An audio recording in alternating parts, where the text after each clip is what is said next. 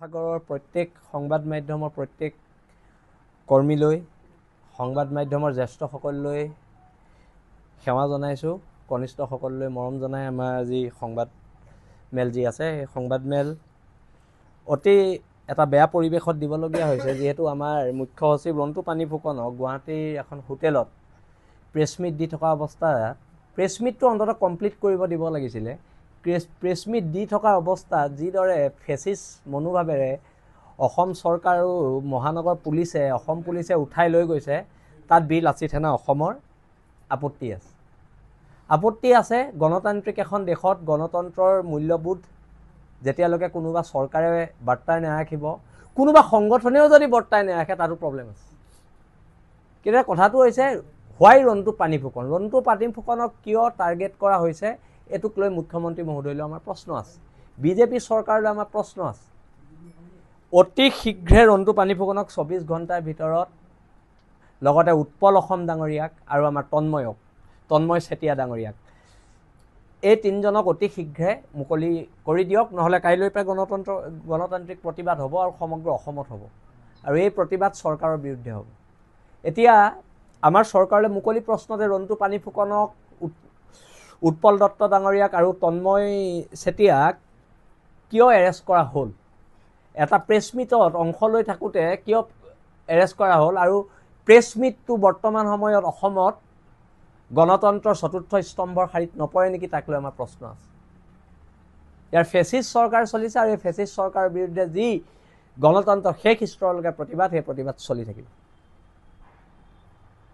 আৰু আজিৰ পৰা কাৰ্যকৰী হোৱাকৈ যিহেতু আমাৰ ওচৰত বহুতো অভিযোগ আহিছে, গুৱাহাটী মহানগৰ সমিতিৰ মুখ্য সচিব বিকাশ অসমক লৈ আজিৰ পৰা কাৰ্যকৰী হোৱালৈকে যেতিয়ালৈকে তেওঁৰ বিৰুদ্ধে উঠাই অপৰাধমূলক অভিযোগবোৰ আমাৰ সংগঠনৰ মজিয়াত তদন্ত নহয়, তেওঁক প্ৰাথমিক সদস্য পদৰ পৰা, বীৰ লাচিত সেনা অসমৰ প্ৰাথমিক সদস্য পদৰ পৰা বহিষ্কাৰ কৰা হৈছে, আৰু তেখেতক কামৰূপ মহানগৰৰ সকলো সমিতিৰ পৰা সকলো বিষয়বাবৰ পৰা তেখেতক অব্যাহতি প্ৰদান কৰা হৈছে। এইটো আমি স্পষ্ট কৰি জনাই দিছোঁ, আৰু যেতিয়ালৈকে তদন্ত হ'ব, তদন্ত হোৱাৰ পিছত যিখিনি হয় সেইখিনি আপোনালোকৰ সন্মুখত আমি জনাম।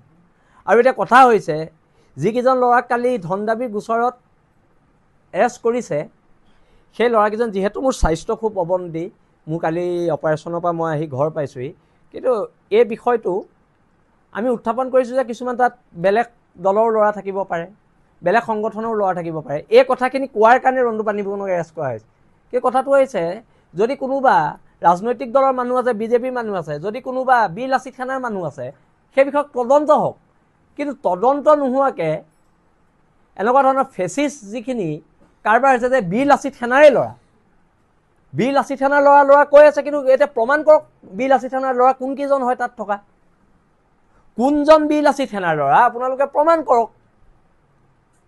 আজি 20 জন ল'ৰাই আমাৰ লগত ফটো উঠিছে। মোৰ এইকেইদিন স্বাস্থ্য অৱনতি হৈ থাকোঁতে বহুতো ল'ৰাই আহিছে, তাত মোক খবৰ কৰিছে, প্ৰায়খিনি ল'ৰাই ফটো উঠিছে, প্ৰায়খিনি শুভাকাংক্ষীয়ে ফটো উঠিছে। কিন্তু সেইবুলি সকলো বীৰ লাচিত সেনাৰ সদস্য হ'ব নেকি? আমি যিখন হোটেলত আছোঁ, সেই হোটেলখনত থাকোঁতে তাত থকা এজন ৱেটাৰো মোৰ লগত ফটো মাৰিছে, সেইবুলি তেওঁ বীৰ লাচিত সেনাৰ সদস্য হ'ব নেকি? এতিয়া কথা বতৰাবিলাক চৰকাৰে স্পষ্ট কৰক, আৰু ৰন্তু পানী ফুকনক এৰি দিয়ক। বিনা চৰ্তে ৰন্তু পানী ফুকন ডাঙৰীয়াক মুকলি কৰক, উৎপল অসম ডাঙৰীয়াক মুকলি কৰক, তন্ময় চেতিয়া ডাঙৰীয়াক মুকলি কৰক। কাৰণ ফেচিছ নীতিৰে যদি চৰকাৰে ভাবে যে আমি হিটলাৰী শাসন ব্যৱস্থাৰে বীৰ লাচিত সেনাক দমন কৰিম, বীৰ লাচিত সেনাক নিষিদ্ধ কৰি দিব, লাচিতৰ দেশত বীৰ লাচিত সেনাক নিষিদ্ধ কৰিব, এইটো কেনেকুৱা ধৰণৰ কথা? এটা গণতান্ত্ৰিক প্ৰমূল্যবোধৰ মাজত আছোঁ। আপোনালোকে কোৰ্টত প্ৰমাণ কৰক আমি ক'ত ডকাইতি কৰিছোঁ, আমাৰ ল'ৰাই ক'ত ধন দাবী কৰিছে, আৰু যদি ধন দাবী কৰিছে চুচৰাই নি এৰেষ্ট কৰক, তাত আমাৰ ক'বলৈ নাই। যদি আমাৰ ল'ৰাই ভুল কৰিছে, এৰেষ্ট কৰক। যদি আমাৰ ল'ৰাই আইন হাতত তুলি লৈছে, এৰেষ্ট কৰক। কিন্তু আপোনালোকে এটা মিছা প্ৰপগেণ্ডাত আমাৰ মুখ্য সচিবক প্ৰেছ মিটৰ পৰা চুচৰাই নি পেলাই থানাত ভৰাব, জেল হাজতলৈ প্ৰেৰণৰ যোজা কৰিব, এইটোতো নহ'ব। এইটো গণতান্ত্ৰিক মূল্যবোধত এইটো বস্তু নপৰে, আৰু নচলিবই এইবিলাক কথা। আৰু যেতিয়ালৈকে বীৰ লাচিত সেনা অসমৰ এই সত্তাটো আমি জীয়াই আছোঁ, এই সত্তাটো জীয়াই থকালৈকে কোনো কাৰণত আপোচ কৰা নহ'ব। আৰু আজি যদি চৰকাৰে এনেকুৱা ধৰণৰ দমনমূলক নীতিৰে বিল আছি থকা সত্তাটো শেষ কৰিব পাৰে, প্ৰথম কথা নোৱাৰে। যদি শেষ কৰিবলৈ চেষ্টা কৰে তেতিয়া কিন্তু চল পাব অবৈধ ৰূপে বাংলাদেশৰ পৰা অহা মানুহখিনিয়ে, তেতিয়া কিন্তু চল পাব বহিৰাগত শ্ৰেণীৰ মানুহখিনিয়ে, তেতিয়া কিন্তু চল পাব ইয়াত অসাধু কাৰ্য কৰি থকা বহিৰাজ্যৰ বেপাৰীসকলে। সেই কথাটো কিন্তু চৰকাৰে মনত ৰখা উচিত। আজি বিল আছি থকা অসমৰ সত্তাটোৰ কাৰণে হিন্দুৱে হওক মুছলমানে হওক অবৈধ বাংলাদেশীয়ে অন্তত অসমত কথা এটা কওঁতে 10 বাৰ ভাবে। আজি বহিৰাগত মানুহ এটাই অন্তত জাতিটোৰ বিৰুদ্ধে যাবলৈ 10 বাৰ ভাবে। কাৰ কাৰণে? বিল আছি থকা অসম নামৰ এই সত্তাটোৰ বাবে। আৰু এই সত্তাটোক চৰকাৰেও শ্ৰদ্ধা কৰিব লাগিব। আমি পুনৰবাৰ কৈছোঁ, হিমন্ত বিশ্ব শৰ্মা গৌৰৱ গগৈ আমাৰ নেতা নহয়, বা কোনো এতিয়া যিমানকেইটা আঞ্চলিক দল আছে কোনো এজনৰ নেতা আমাৰ নহয়। বীৰ লাচিত সেনা এখন সংবিধান আছে, আমি সংবিধানৰ ওচৰত দায়বদ্ধ, আমি খিলঞ্জীয়া মানুহৰ ওচৰত দায়বদ্ধ।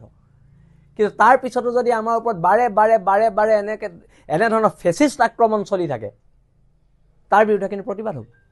তেতিয়া কিন্তু চৰকাৰে আকৌ আবুল তাবুল কিছুমান কথা কৈ লাভ নাই, প্ৰতিবাদ হ'ব। আৰু এই প্ৰতিবাদটোলে চৰকাৰ সাজু থাকক। মোৰ স্বাস্থ্য অতিকৈ বেয়া, তথাপিতো দেশ জাতিৰ কাৰণে, অসম নামৰ মাজনীৰ কাৰণে যদি পুনৰ ৰাজপথত নামিবলগীয়া আমি নামিম। কিন্তু এটা কথাটো হৈছে, ৰন্টু পানী ফুকনক কাৰ প্ৰৰোচনাত এৰেষ্ট কৰা হ'ল? ৰন্টু পানী ফুকনক এৰেষ্ট কৰিবলৈ, বীৰ লাচিত সেনাৰ এই সত্তাটোক নিঃশেষ কৰিবলৈ কোনোবা বিৰোধী দলৰ চক্ৰান্ত নে বিজেপিৰ চক্ৰান্ত নে কোনোবা বেলেগ বেলেগ কিছুমান অসম বিৰোধী যিবিলাক চক্ৰ, তেওঁলোকৰ প্ৰৰোচনাত পৰি চৰকাৰে আজি ৰন্টু পানী ফুকনক এৰেষ্ট কৰিছে, উৎপল দাক এৰেষ্ট কৰিছে, তন্ময়ক এৰেষ্ট কৰিছে। তাক লৈ আমাৰ আপত্তি আছে আৰু এই বিষয়ে চৰকাৰে স্পষ্টীকৰণ দিব লাগিব। অকল বীৰ লাচিত সেনা কিয় টাৰ্গেট? প্ৰত্যেকটো অসমৰ জাতীয় জীৱনৰ প্ৰত্যেকটো কথাত বোলে কোনোবা এটা সঁচা গোচৰত কেতিয়াবা কোনোবা মানুহ এৰেষ্ট হৈছে আমাৰ বীৰ লাচিত সেনা, তেতিয়াও ক'বলৈ ভাল। এতিয়া কিছুমান কথাত এতিয়া টকশ্ব'বিলাক নহয়, টকশ্ব'বোৰ এতিয়া নহয়। যেতিয়া মোৰ ওপৰত এটা অভিযোগ আহিছিলে যে মই এজন অনা অসমীয়া মানুহক থু মাৰিছিলোঁ, তাৰপিছত মোক ওপৰত যেতিয়া NSA লগাইছিলে, NSA লগোৱাৰ দিনা বা এৰেষ্ট কৰাৰ দিনা ঢেৰ টকশ্ব' হ'ল, কিন্তু যেতিয়া মই জেলৰ পৰা ওলালোঁ তেতিয়া কিন্তু এটাও টকশ্ব' নহ'লে। আৰু তাৰপিছত মোক যে ন্যায়ালয়ে ক'লে যে শৃংখল চলিয়াই মানুহজনৰ ওপৰত থু মৰা নাছিলে, তাৰ ওপৰতো আৰু টকশ্ব' নহ'লে। টকশ্ব'বোৰ আমি থু যে নাই মৰা বুলি ন্যায়ালয়ে ক'লে, নহ'লে থু মাৰিছোঁ বুলি ভুৱা অভিযোগ দিওঁতে কিন্তু টকশ্ব' ঢেৰ হ'ল। কিন্তু যেতিয়া আমি ক্লিন চিট পালোঁ, তেতিয়া কিন্তু তাৰ ওপৰত কোনো টকশ্ব' নাই। আমাক অপৰাধী সজাই দিলে কিছুমান সংবাদ মাধ্যমে, আমাক অপৰাধী সজাই দিলে। তেওঁলোকে ন্যায়ালয়ৰ ভূমিকা পালন কৰিলে, কিন্তু ওলাই অহাৰ পিছত সেই সংবাদ মাধ্যমকেইটাই কিন্তু আমি টকশ্ব' পতা নেদেখিলোঁ। প্ৰব্লেমবোৰ তাত। এতিয়া বহুতে কৈ আছে বীৰ লাচিত সেনাৰ ল'ৰা। আৰে প্ৰমাণ কৰিব লাগিব নহয়, বীৰ লাচিত সেনাৰ ল'ৰা বুলি প্ৰমাণ কৰিব লাগিব। আজি যধু মধু চব আনি আপোনালোকে কৈ দিব নেকি এইটো বীৰ লাচিত সেনাৰ ল'ৰা? কোনোবাই ক'ৰবাত বদমাচি কৰিব, বীৰ লাচিত সেনাৰ ল'ৰা। কোনোবাই ক'ৰবাত কিবা মাৰপিট লাগিব, বীৰ লাচিত সেনাৰ ল'ৰা। আৰু যোনে ভুল কৰিছে তাৰ ওপৰত ব্যৱস্থা হ'ব, আৰু অনাগত দিনতো ব্যৱস্থা হ'ব। আজিও ব্যৱস্থা হৈছে, কাইলৈও ব্যৱস্থা হ'ব। কিন্তু নিৰ্দোষী মানুহ এজনক দোষী টেগ লগাই আপোনালোকে জেলত ভৰোৱা কিয় চক্ৰান্ত কৰিছে? এতিয়া আমি চৰকাৰক অনুৰোধ কৰিম নে দাবী জনাম? আমি দাবী জনাইছোঁ আৰু চৰকাৰক সকীয়াই দিছোঁ, ৰন্টু পানী ফুকন, উৎপল অসম, তন্ময় চেতিয়াক অতি শীঘ্ৰে আপোনালোকে এৰি দিয়ক। আমি স্পষ্টকৈ কৈ দিছোঁ, যেতিয়ালৈকে তেওঁৰ ওপৰত তদন্ত নহয় তেওঁক অব্যাহতি প্ৰদান কৰা হৈছে মহানগৰ জিলা সমিতিৰ সাধাৰণ মুখ্য সচিবৰ পদৰ পৰা আৰু বীৰ লাচিত সেনা অসমৰ সাধাৰণ সদস্য পদৰ পৰা। কাৰণটোতো ব্যাখ্যা কৰিবলৈ গ'লে আমি দীঘলীয়া হ'ব, আৰু দীঘলীয়া হ'বৰ কাৰণে হ'লেও মই কম কথাখিনি। আজি কেইদিনমানৰ আগলৈকে অসমৰ প্ৰায়বিলাক মানুহে আমাক বা প্ৰায়বিলাক বিৰোধী দলে আমাক বিজেপিৰ বি টিম বুলি আখ্যা দি আছিলে। এতিয়া সেই বিৰোধী যিখিনি ৰাজনৈতিক দল, তেওঁলোক এতিয়া কিন্তু নিমাত। যেতিয়া বীৰ লাচিত সেনাক চৰকাৰে আক্ৰমণ কৰি আমাৰ গোটেই সত্তাটোক নিঃশেষ কৰা এটা ষড়যন্ত্ৰ কৰিছে, তেতিয়া কিন্তু সকলো বিৰোধী ৰাজনৈতিক দল নিমাত। কিয় নিমাত জানেনে? এইটো কাৰণে নিমাত তেওঁলোকে বিজেপি বি টিম, তেওঁলোকে বিজেপি বি টিম হৈ কাম কৰি আছে। সেইকাৰণে তেওঁলোকে বাৰে বাৰে আমাৰ সত্তাটোক অসমৰ থলুৱা মানুহৰ আগত, অসমৰ খিলঞ্জীয়া মানুহৰ আগত আমি মুছলমান বাংলাদেশী এগেইনষ্ট কৰাৰ লগে লগে আমাক ক'লে বিজেপিৰ বি টিম, আমি হিন্দু বাংলাদেশী এগেইনষ্ট কৰাৰ লগে লগে কিছুমানে ক'লে আমি কংগ্ৰেছৰ বি টিম। এই যিটো আমাক টেগ লগাই লগাই আমাৰ সত্তাটোক শেষ কৰিব বিচাৰি আছে, এই সত্তাটোৰ কিন্তু কেতিয়া যে নিশেষ নহয়, এই কথাটো আজি বিজেপি, কংগ্ৰেছ বা অন্যান্য সকলো ৰাজনৈতিক দলক আমি কৈ দিছোঁ। আপোনালোকে নাভাবিব যে আমাক জেলত ভৰাই আমাৰ মুখ্য সচিবক জেললৈ প্ৰেৰণ কৰাৰ চক্ৰান্ত কৰি আমাৰ ৰাজহাৰ ভাঙি আপোনালোকে এই সত্তাটো শেষ কৰি দিব বুলি। আজি ৰঞ্জু পানী ফুকন গৈছে, কাইলৈ শৃংখল যাব, পৰহিলৈ অংকুৰ গগৈ যাব, প্ৰয়োজনত আমি সকলো ল'ৰা যাম। কিন্তু এটা কথা একদম আমি কামিহাৰ পোন কৰি এটা কথা আজিৰ দিনতো আমি কৈছোঁ, অসুস্থ শৰীৰে কৈছোঁ, বীৰ লাচিত সেনাই এইটো সত্তাক কোনো শেষ কৰিব নোৱাৰে আৰু নোৱাৰে। দেখিছোঁ যে তেওঁলোকে লিখিছে যে বীৰ লাচিত সেনাৰ বিৰুদ্ধে একশ্যন মুডত আৰক্ষী, এই একশ্যন মুডৰ কাৰণটো ৰাজনৈতিক নেকি? চাওক, ৰাজনৈতিকভাৱে আমাক সকলো দলে ভয় কৰে, কাৰণ আমাৰ সত্তাটো খিলঞ্জীয়াৰ ওচৰত দায়বদ্ধ। কাৰোবাৰ সত্তা অবৈধ হিন্দু বাংলাদেশীৰ ওচৰত দায়বদ্ধ, কাৰোবাৰ সত্তা অবৈধ মুছলমান বাংলাদেশীৰ ওচৰত দায়বদ্ধ, কাৰোবাৰ সত্তা বনিয়াৰ ওচৰত দায়বদ্ধ। আমাৰ সত্তাটো না বাংলাদেশীৰ ওচৰত দায়বদ্ধ, না আমাৰ সত্তাটো কোনো বহিৰাগত বনিয়াৰ ওচৰত দায়বদ্ধ। আমাৰ সত্তাটো কেৱল মাত্ৰ খিলঞ্জীয়াৰ ওচৰত দায়বদ্ধ। চাওক, অভিযোগটোতো ঢেৰ আছে, মই এইটোৱে কৈছোঁ, অভিযোগ আছে কাৰণেতো অব্যাহতি দিয়া হৈছে। আমিও একশ্যন লৈছোঁ, চৰকাৰে কেৱল ল'ব নালাগে। আমাৰ সংগঠনৰ যদি ক'ৰবাত কিবা আঁচুৰ পৰে আমি আগতেও লৈছোঁ, এতিয়াও লৈছোঁ। আমাৰ সংগঠনটো এটা ডিচিপ্লিন সংগঠন, আৰু আমি এই ডিচিপ্লিনটো বৰ্তাই ৰাখিছোঁ কাৰণে এতিয়া লগে লগে ব্যৱস্থা লোৱা হৈছে। আৰু যদি কাৰোবাৰ ওপৰত ল'ব লাগে ল'ম, কিন্তু বাকী যিকেইজন পুলিচে এৰেষ্ট কৰি থৈছে আমাৰ সদস্য নহয়। জুবিন গাৰ্গৰ ন্যায়ৰ দাবীত আচলতে সৰব হৈ আছিলে বীৰ লাচিত সেনা। জুবিন দাৰ ন্যায়ৰ ক্ষেত্ৰত কেৱল মাত্ৰ বীৰ লাচিত সেনা অসম নহয়, অসমৰ প্ৰত্যেকটো সত্তা সৰব হৈ আছে। আৰু এইটো বস্তুৰ লগত এইটো বস্তু কোনো মিক্স আপ কৰিব নালাগে, সেইকাৰণে এইটো মানে মিহলি কৰিব নালাগে। জুবিন দাৰ সত্তাটোৰ লগত এই বিষয়টো কোনো ধৰণৰ তালমিল নাই। কিন্তু আমি কৈছোঁ যে আমাক শেষ কৰাৰ যিটো পৰিকল্পনা কৰিছে, আমাৰ সত্তাটোক শেষ কৰাৰ যিটো পৰিকল্পনা কৰিছে, এইটো কিন্তু মূৰ্খৰ স্বৰ্গত বাস কৰিছে। ল'ৰাকেইটা খালি বীৰ লাচিত সেনা প্ৰাথমিক সদস্য নহয়, এই কথাটো ময়ো অলপ আগতেহে গম পাইছোঁ, যিহেতু মোৰ এইকেইদিন মই কোনো ধৰণৰ ছ'চিয়েল মিডিয়া বা ক'তো মই যোগাযোগত নাছিলোঁ মোৰ অপাৰেশ্যনৰ বাবে। সেইকাৰণে কিন্তু মই যিমান দূৰলৈকে প্ৰশাসনিক সচিব হিচাপে মই যিমান দূৰলৈকে খবৰ উলিয়াইছোঁ, থানাত সোমাই থকা এটা ডকাইতো বীৰ লাচিত সেনা অসমৰ সদস্য নহয়।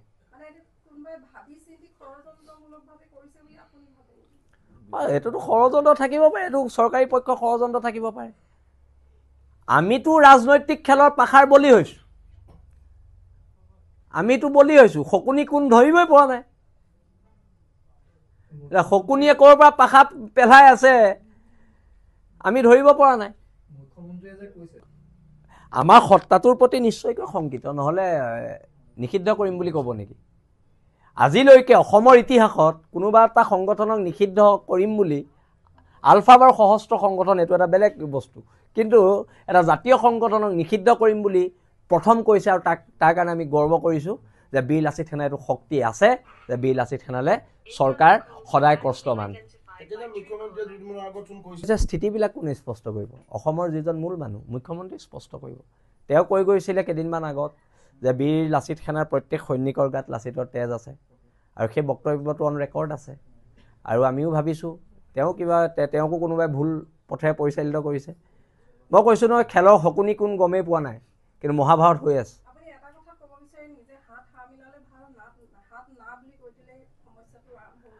আমিতো সদায় হাত না বুলিয়ে কওঁ, কোনদিনানো হাত বুলি কৈছোঁ? হাত না বুলি কোৱাৰ কাৰণে আজিতো এইটো অৱস্থা আমাৰ। আৰু আমি কোনো এনেকুৱা ধৰণৰ সত্তা নহয় যে কোনোবাই কিবা ক'লে আমি সেইটোকে লাগিলে সেইটো যোনেই নহওক। আমি বিজেপি, কংগ্ৰেছ কাৰো আদৰ্শৰ দ্বাৰা পৰিচালিত নহয়। আমি খিলঞ্জীয়া সত্তাটোৰ স্বাভিমানটো কেনেকৈ জীয়াই ৰাখিব পাৰি, খিলঞ্জীয়া মানুহে কেনেকৈ মূৰ তুলি জীয়াই থাকিব পাৰে, আৰু সেই খিলঞ্জীয়া মানুহ মূৰ তুলি জীয়াই থকাৰ ক্ষেত্ৰত চৰকাৰে যিমান কৈছে আমিও সিমানে কৈছোঁ। এতিয়া কাইলৈ ভিতৰত যদি সময়সীমাৰ ভিতৰত যদি মুকলি কৰি নিদিয়ে নিশ্চয়কৈ এতিয়া আমাৰ কেন্দ্ৰীয় সমিতিত আমাৰ আলোচনা হ'ব আমাৰ সকলোৰে লগত সভাপতিৰ লগত মই যোগাযোগত আছোঁ সভাপতি মোৰ লগত যোগাযোগত আছে প্ৰাণজিৎ গগৈ মোৰ লগত যোগাযোগত আছে অংকুৰ গগৈ ইয়াতে বহি আছে আমি গোটেইখিনি আলোচনা কৰিম আৰু আমি এটা পৰিয়ালৰ দৰে বীৰ লাচিত সেনা আৰু পৰিয়ালে সদায় পৰিয়ালকেন্দ্ৰিক আমি সিদ্ধান্ত ল'ম সংগঠন শক্তিশালী কৰাৰ সিদ্ধান্ত ল'ম আৰু তাৰ লগতে ৰণ্টু পানী ফুকন উৎপল অসম তন্ময় চেতিয়ালৈও আমি আমাৰ শুভেচ্ছা শুভকামনা জনাইছোঁ যিহেতু জেল আমাৰ অলংকাৰ আৰু জেলৰ অলংকাৰ দেশ আৰু জাতিৰ বাবে পিন্ধিব পোৱাটো ভাগ্যৰ কথা আৰু সেইবাবেও এই চেগতে বীৰ লাচিত সেনাৰ প্ৰত্যেক সৈনিকৰ ত্যাগ তেজ আৰু ঘামৰ হৈ আমি তেওঁলোকক অভিনন্দন জ্ঞাপন কৰিছোঁ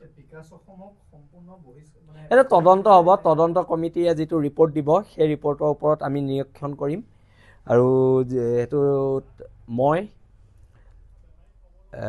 ক্ষমা কৰিব আমাৰ সভাপতি মুখ্য সচিব আৰু মই আৰু হৰকুমাৰ গগৈ আৰু আমি সকলোৱে নিজাববীয়াকৈ এইটো বিষয়ত আমি সিদ্ধান্ত দিম এইটো লাগিব সময় লাগিব এইটো আৰু 6 মাহমান লাগিব তেতিয়ালৈকে মানে নিশ্চয়কৈ এতিয়া বিষয়বোৰ হওক কাইলৈ যদি ৰণ্টুদাক এৰি দিয়ে ভাল যদি ৰণ্টুদা উৎপল দা তন্ময়ক এৰি নিদিয়ে তেনেহ'লে কাইলৈৰ পৰা পুনৰ ৰাজপথত আমাৰ এই শক্তিশালী সত্তাটোক অসমৰ জনগণে দেখিব আৰু ইতিমধ্যে আমাৰ প্ৰত্যেক জিলাৰ সভাপতি মুখ্য সচিবলে SBIB তৰফৰ পৰা ভয় ভাবুকি গৈছে আৰু সম্ভৱ মোকো এৰেষ্ট কৰিব পাৰে আমাকো এৰেষ্ট কৰাৰ কথা বতৰা বুবু বাবাকৈ আমি শুনিছোঁ কিন্তু এৰেষ্ট হ'লেও নহ'লেও এইটো ডাঙৰ কথা নহয় কিন্তু ৰাজপথত বীৰ লাচিত সেনা সংগ্ৰামখন চৰকাৰে পুনৰ তীব্ৰ ৰূপত দেখিব